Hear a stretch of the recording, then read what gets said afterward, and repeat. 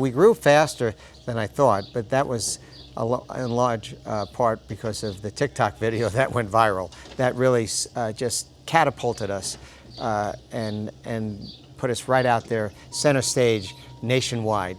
And that was something nobody could. You can't anticipate going viral on TikTok.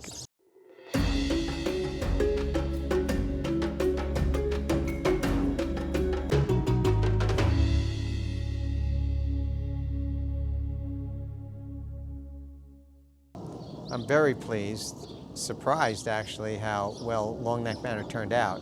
We're talking about the first 5 years, but for me, it's the first 25 years because I've been thinking about this for a long time.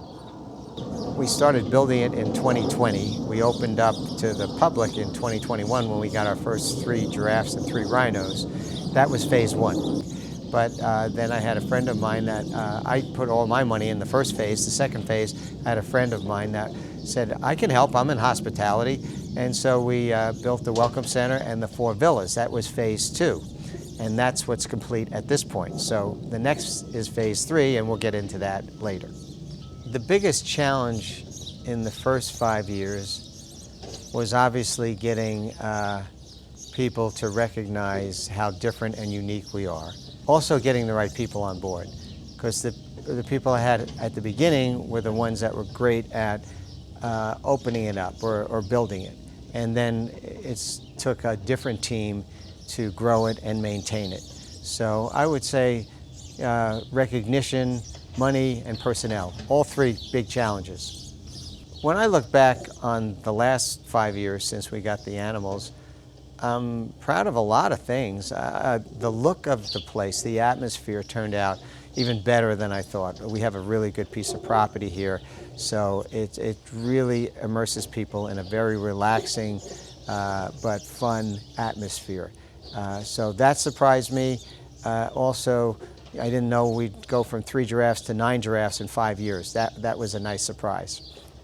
When I first started thinking about doing something like Longneck Manor, didn't even have a name for it back then, I knew I wanted to do something more VIP, transparent for the guests and small, but I didn't know it was going to have, I wanted quality, but this is even a higher quality than I thought we'd get at this point. So we grew faster than I thought, but that was in large part because of the TikTok video that went viral. That really just catapulted us and put us right out there, center stage, nationwide. And that was something nobody could. You can't anticipate going viral on TikTok. I asked that question to a lot of people in interviews. Is there anything you would have done differently in your life?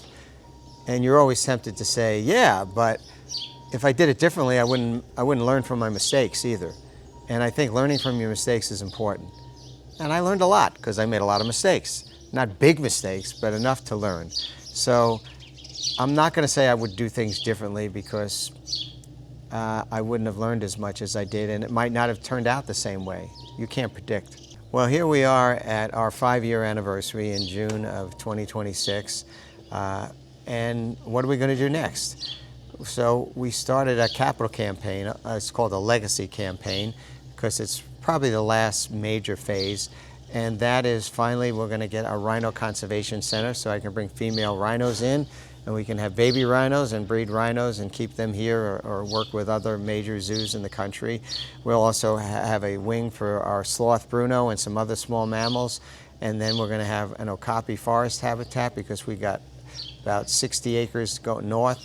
We can use a few of those acres for the okapis. That's one of my favorite animals and a real interesting animal for the public to see too. That's a $5 million phase, and we're halfway there to that goal, and we should have it. The Rhino Conservation Center will be complete the end of this year, and okapis will come in next year in 2027. As we're speaking right now, I don't know if you can hear it, but we got a backhoe and some other equipment. We're taking down one of the fences in the rhino pasture where the rhino barn's going to go, and making another pasture for the rhinos that's temporary. So it's gratifying to see that we're already moving towards the next phase, and it's under construction. It's always fun to have construction going on because you know you're moving forward. We're never going to rest on our laurels. I mean, there's no finish line to conservation. There's no finish line to Longneck Manor. Phase 3 is going to take up the next 3 to 4 years. We got an event center planned in there too, and an endowment. I think we're going to concentrate on enhancing the experience, the quality of the experience. We're probably not going to do more overnights, but we might do more animal experiences here. So, by that time, I'll be almost 80 years old. So hopefully I'll still be around and have input. But you know, sooner or later, you know, the young bucks have to make decisions here, not just the old man. When I talk about the 5 years in the future, it really is because of the people that supported us, friends, donors, people passionate about conservation and animal care. They saw the vision we had, they believed in the vision, they see it being realized.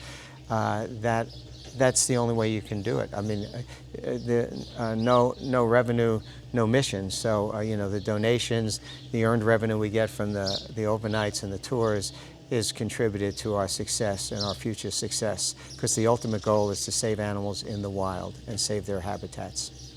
Lastly, I think to get to the next phase and the sustainable future of Longneck Manor, I need everybody's help. People that have helped in the past, that continue to help. But if you're listening to this video and you have a passion for what we're doing and care about what we're doing, our mission, if you can help us out, or you can pass these messages on to your friends, Longneck Manor will only be better with your support and your participation. So come out here and visit so you know how special this place is, and then I think you'll believe that it is a worthwhile cause.